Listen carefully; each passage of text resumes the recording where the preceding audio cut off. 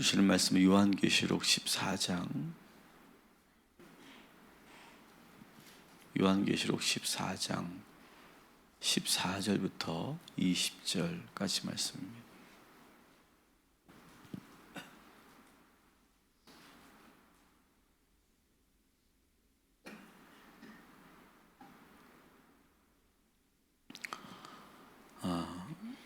우리는 지금 이제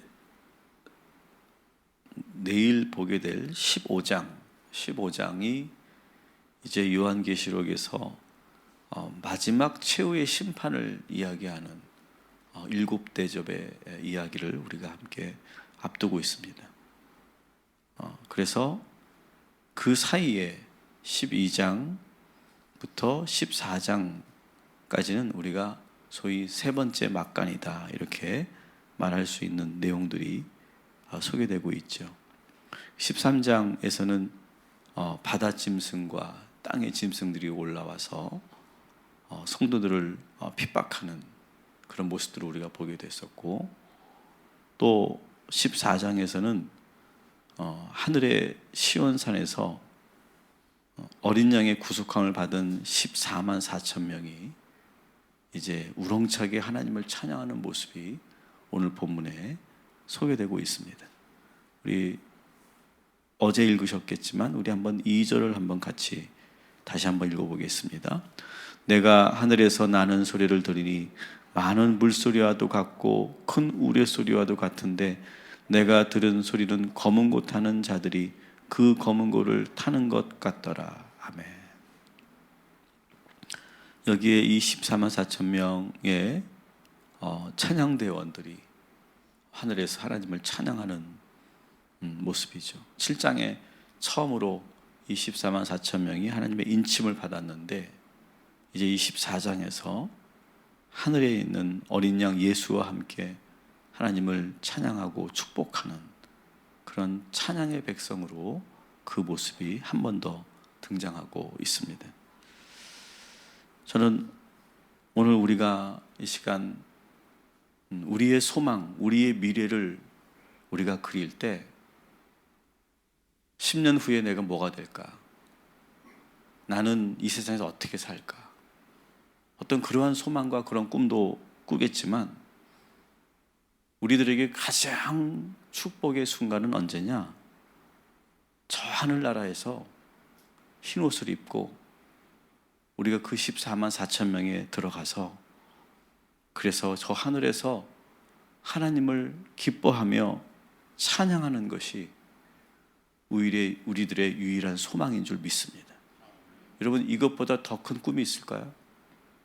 절대 없습니다. 내가 이 세상에서 뭐가 되고 내가 이렇게 어떻게 올라가고 또 우리 아이들이 또 이렇게 뭐가 되고 우리 남편이 어떻게 되고, 여러분 그런 소망 우리 가질 수 있지만 우리 인간에게 최고의 소망은 하늘나라에서 하나님을 찬양하는 일, 하나님을 온전히 예배하는 천국 백성 되는 것, 이것이 우리들의 유일하고 궁극적인 소망인 줄 믿습니다. 여러분 오늘 그것을 기도하시기 바랍니다. 당장 우리 앞에 있는 그런 목적과 우리가 꿈도 우리가 기도할 수 있겠지만 아주 궁극적인 이 기도를 하나님께 올려드릴 때 하나님께서 오늘 이 14만 4천 명이 찬양할 때 많은 물소리와 같고 큰 우레소리와도 같은 그 찬양대원으로 우리를 초대하시고 우리를 인도하여 주실 줄 믿습니다.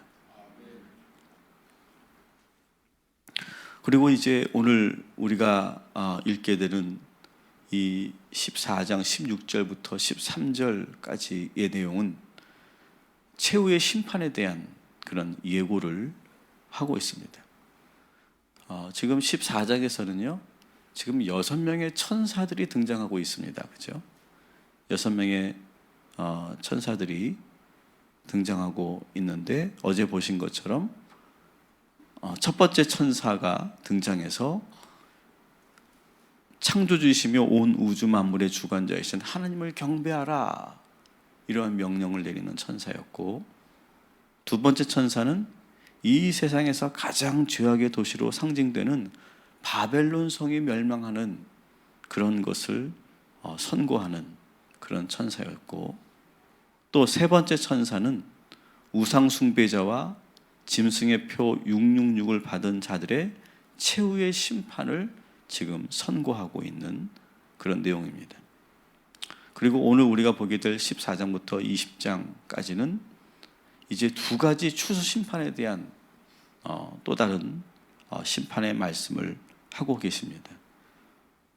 두 가지 심판 중에 첫 번째가 인자의 추수 심판입니다. 우리 14절부터 16절까지 우리 한번 같이 한 목소리로 읽겠습니다. 또 내가 보니 흰 구름이 있고 그 구름 위에 있는 인자 같은 이가 앉아 있었으니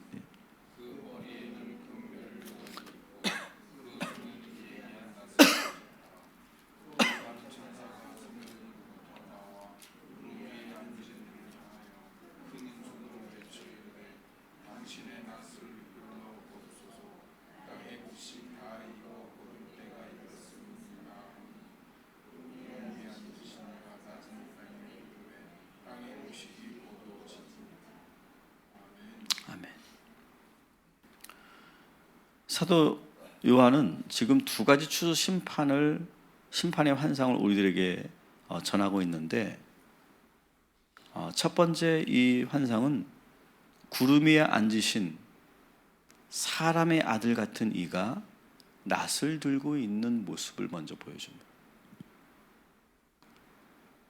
이 낫은 전통적으로 구약에서 보면 추수할 때, 어떤 심판을 상징할 때, 심판을 할 때 하나님께서 낫을 들고 있는 그런 모습들을 우리가 종종 보게 되는데, 이렇게 낫을 들고 있는 그 인자 앞에서 네 번째 천사가 등장해서 심판자로 서 계시는 예수 그리스도께 추수할 때가 되었으니 추수하소서라고 소리 지르며 요청하고 있어요.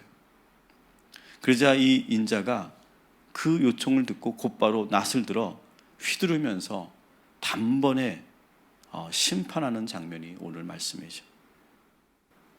우리가 보면서 이런 생각 여러분 들지 않습니까? 야, 참 심판은 아주 단순한 거구나.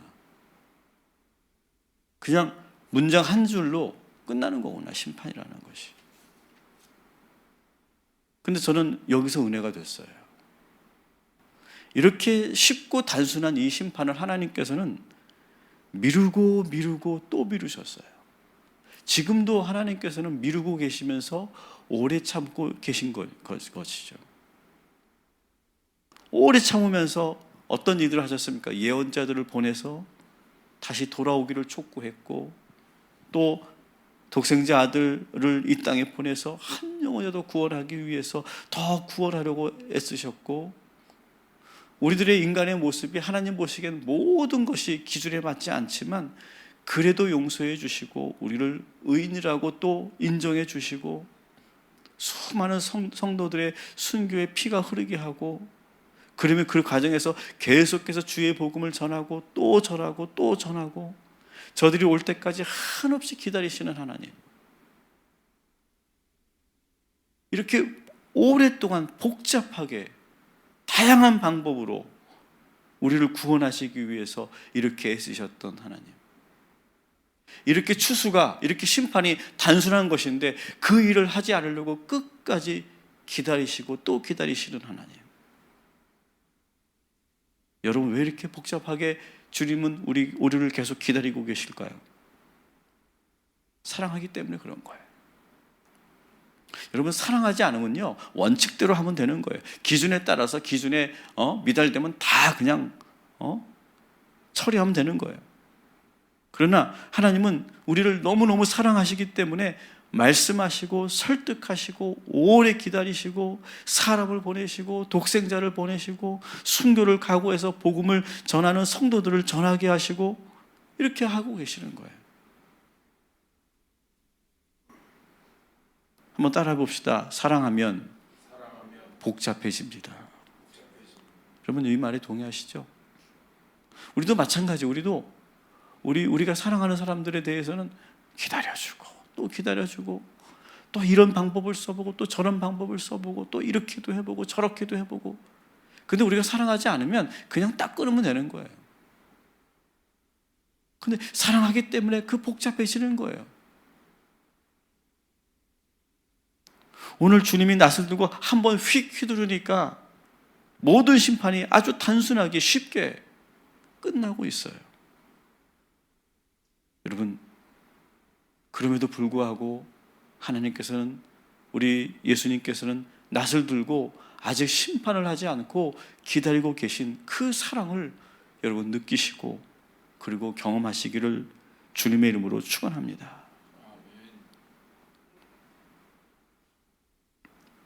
두 번째 이제 심판의 모습이 나오는데요. 17절부터 19절까지 우리 또 한번 같이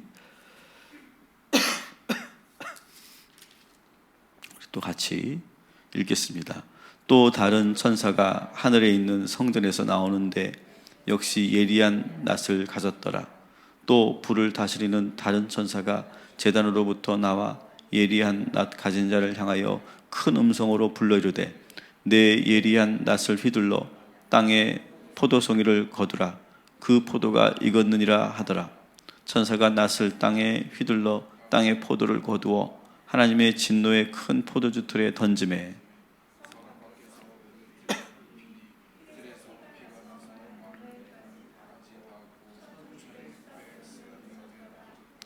아멘. 이제 다섯 번째 천사가 또 등장하는데 이 다섯 번째 천사가 성전에 나와서 그도 낫을 들고 있어요. 우리 어린 양 예수께서 낫을 들고 있었던 것처럼 이 다섯 번째 천사가 낫을 들고 있어요. 그리고 여섯 번째 천사가 또 제단에서 낫을 들고 있는 이 다섯 번째 천사에게 요청합니다. 날이 선 낫을 대서 땅에 있는 포도나무에서 포도송이를 거두십시오. 포도가 다 익었습니다. 이렇게 요청해요. 그랬더니 천사도 우리 전에 보았던 첫 번째 추수 때 보았던 것처럼 인자처럼 낫을 휘둘러 포도를 거두어 포도주 틀에 다 넣고 있어요. 첫 번째 추수와 이 두 번째 추수의 차이점이 있다면 이제 첫 번째 추수는 인자 예수님께서 직접 추수를 하는 장면이고 두 번째 추수는 천사가 하는 장면이라고 하는 것을 우리가 알 수 있고요. 또 이 첫 번째 추수는 어떤 그런 심판과 응징과 어떤 그런 형벌에 대한 심판이 아니라 거기서 곡식을 거둬들이는 추수 심판이라는 거예요. 근데 오늘 우리가 지금 보는 이 두 번째 심판은 불의한 자들을 응징하는, 끝까지 기다렸지만 끝내 돌아오지 않은 자들을 아주 응징하는 포도주 추수 심판을 지금 하고 있는 거예요. 여러분, 포도의 특징은 뭡니까? 포도의 특성은 익은 즉시 바로 따서 거두지 않으면 금방 상하는 것이 이 포도죠. 그래서 이 포도의 계절에는 지체하지 말고 포도를 따서 곧바로 포도주 틀에 넣고 발로 밟아서 즙을 내야 하는 거예요.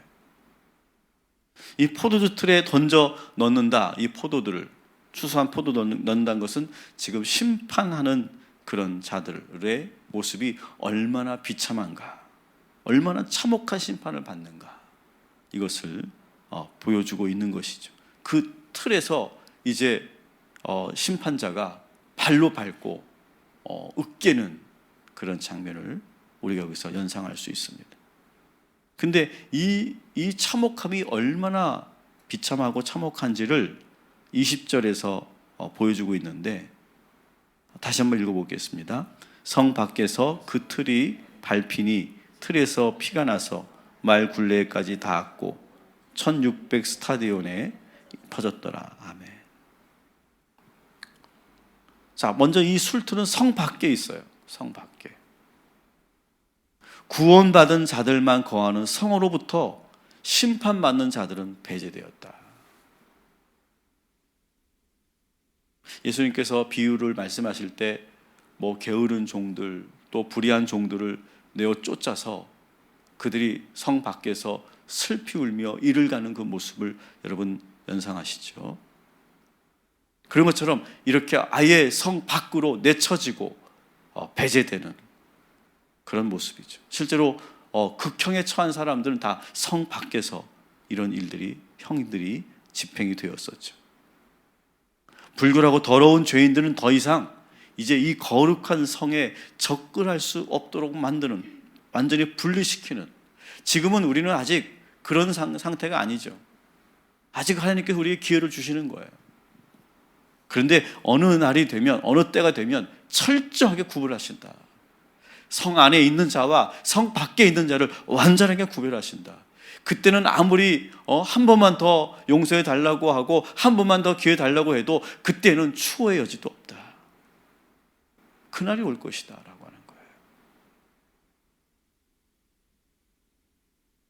하나님이 사랑의 하나님이시지만 한 번 심판하시면 완전히 이 둘을 분별하실 것이다. 거기에는 더 이상의 용서가 없다. 그리고 그 성 밖에 만들어진 포도즙 틀에 이 포도들을 넣고 발로 밟아서 으깹니다. 포도니까 아마 붉은 물들이 나왔겠죠. 그 껍질에서. 근데 그 붉은 물들을 피로 지금 상징하고 있는 것이죠. 그래서 이 붉은 물이 심판에 짓밟히는 자들의 붉은 피를 상징하는데, 얼마나 많은 자들이 이 포도즙 틀에서 심판을 받고 있는지를 이렇게 보여주고 있습니다. 그 흘린 피가 말 굴레까지 차올랐다. 말 굴레는 말에 이렇게 씌우는 그런 굴레를 말하는 거죠. 다시 말하면 말의 목까지 차올랐다는 거죠. 말의 목까지. 사람의 키만큼 그 피가 가득 찼다는 거예요. 그리고 1600 스타디온이라고 하는 스타디온까지 흘러나갔다라고 하는 것은 그만큼 엄청난 피가 지금 그 포도주 틀을 넘어서서 흘러갔다는 얘기인데, 이 스타디온이라고 하는 개념은 뭐냐면 우리 킬로로 본다면 한 300km 정도 되는 겁니다. 300km. 근데 이 300km가 공교롭게도 그 당시 이스라엘의 남과 북의 길이가 300km였어요. 다시 말하면 심판받은 자들의 피가 이스라엘 전역으로 흘러간다라고 하는 거예요. 흘러 퍼져나간다. 그만큼 이 하나님의 심판이 얼마나 크고 무서운 것인가를 지금 보여주고 있는 것이죠. 사도 요한은 이 포도주 틀에 이름을 이렇게 붙입니다. 뭐라고 붙입니까? 하나님의 진노의 큰 포도주 틀. 하나님의 진노의 큰 포도주 틀이라고 이렇게 명명하고 있어요.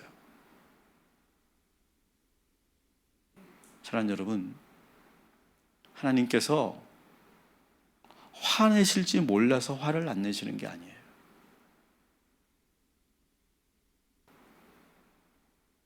하나님은 완전하신 하나님이기 때문에 오래 참고 기다리시지만 정말 화내야 할 때, 과감하게 결단해야 될 때는 추호도 여지없이 단호하고 분명하게 심판을 감행하시는 분임을 여러분 기억하시고 믿으시기를 주님의 이름으로 축원합니다.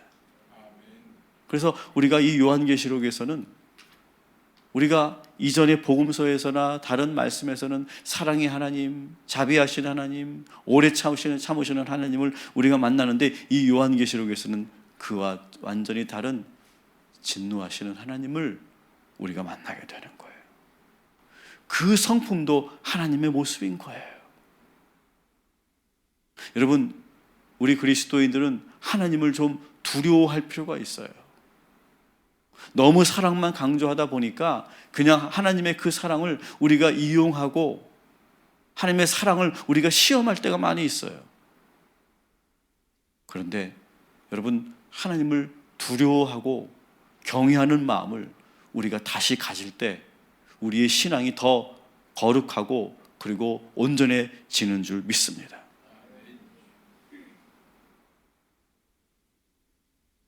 오늘만큼은 하나님의 인자하심과 자비하심을, 하나님의 그 사랑을 시험하려고 하지 마시고 항상 하나님을 두려워하며 그 두려움 속에서 하나님 앞에 순종하는.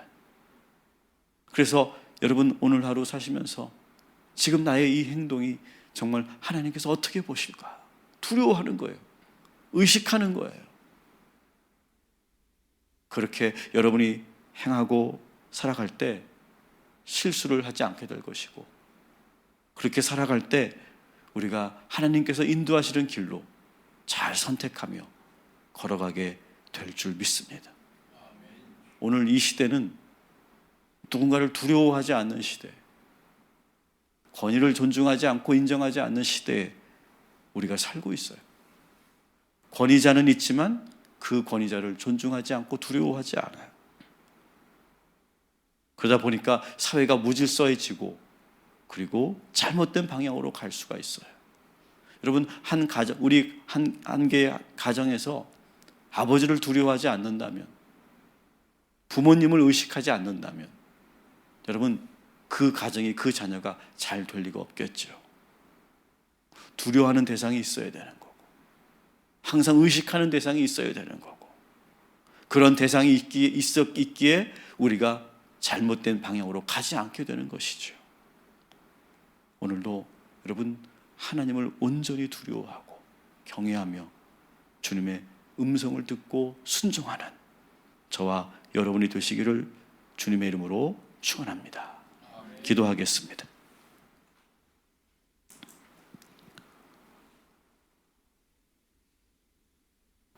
우리의 평생의 소원은 이 세상에서 잠시 살다가 저 하늘나라로 올라가서 하나님의 인침을 받고 흰옷을 입고 우리 하나님을 찬양하고 보좌 우편에 앉아 계신 예수님과 함께 늘 동행하는 그 천국 백성의 삶이 우리의 유일하고 궁극적인 인생의 목표인 줄 믿습니다.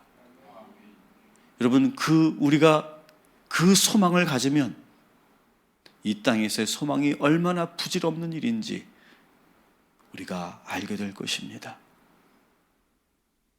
우리의 궁극적인 소망을 갖는 오늘 이 시간이 되게 하여 주시옵소서. 그 소망 앞에 하나님의 엄중한 추수가 있는 줄 믿습니다. 지금도 기다려주고 계시고, 지금도 우리를 위해서 어떤 수를 써서라도 구원하시려고 하는 이 하나님의 사랑의 이 시기를 우리가 가볍게 여기지 말게 하시고, 이 과정 속에, 이 시기 속에 정말 우리뿐만 아니라 지금 주님을 알지 못하는 사랑하는 사람들이 정말 주님의 이 사랑의 기다림을 알고 주님에게로 돌아오는 그런 은혜를 허락하여 주시옵소서. 우리가 포도주 틀에서 밟히고 으깨어지는 그 심판을 주님 당하지 않게 하시고, 그 하나님 앞에서 우리가 두려워할 수 있는 우리 모두가 되게 하여 주시옵소서. 오늘도 우리 희강이와 유준이와 우리 조경재 권사님에게 사랑으로 다시 붙잡아 주시고 기다려 주시고 그리고 동행하여 주시니 감사합니다. 하나님, 저들을 지금도 사랑하시고 눈동자같이 지켜주시는 줄 믿습니다. 주님, 속히 회복시켜 주시옵시고 완치될 수 있도록 기적을 허락하여 주시옵소서. 오늘도 주의 말씀을 들은 우리 모든 성도들, 사랑의 하나님을 묵상하며 동시에 두려우신 하나님을 묵상하는 그런 균형 있는 신앙인들 되게 하여 주시옵시고, 하나님을 의식하며 살게 하여 주옵시고, 하나님의 그 엄중하신 심판 앞에 두려워하며 오늘도 우리에게 주어진 삶을 깨어서 살아가는 주의 백성들 되게 하여 주시옵소서. 예수님의 이름으로